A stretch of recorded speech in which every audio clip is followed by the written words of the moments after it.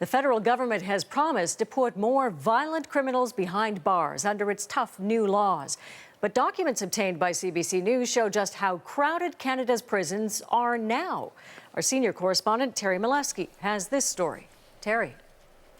Well, Diana, prison experts have long insisted that cramming two inmates into one cell is a recipe for trouble.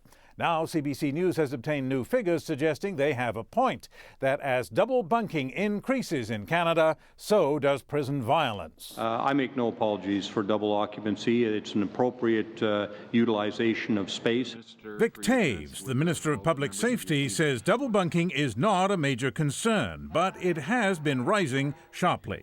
The new figures from the Corrections Service show the rate of double bunking for all federal inmates is up from 9.6% in 2008 to 17.4% last year. But it's more than doubled in Ontario and is most acute on the prairies, where it's risen from nearly 12% to 26%.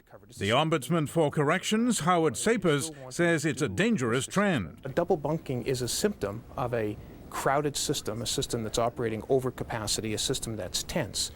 And so that altogether leads to what we see as violence inside institutions. As I said, increasing use of force, increasing the use of pepper spray, increasing inmate assaults, etc. The new figures do suggest that rising violence coincides with the rise in double bunking.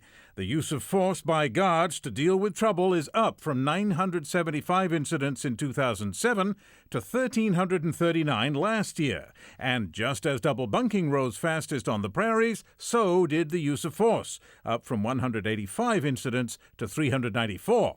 But the government says double bunking is not to blame, that a younger, more violent prison population is. The statistics speak for themselves, but we attribute it to our tough on crime measures over the last 6 years that have kept more violent and serious offenders behind bars and off the streets, which is a good thing for law-abiding Canadians. Still, the government hasn't yet produced evidence that prisoners really are getting younger and more violent. And critics insist that overcrowding is a key factor in the violence, which does not necessarily stop when the prisoners get out. Diana. Thanks, Terry. Terry Milewski tonight.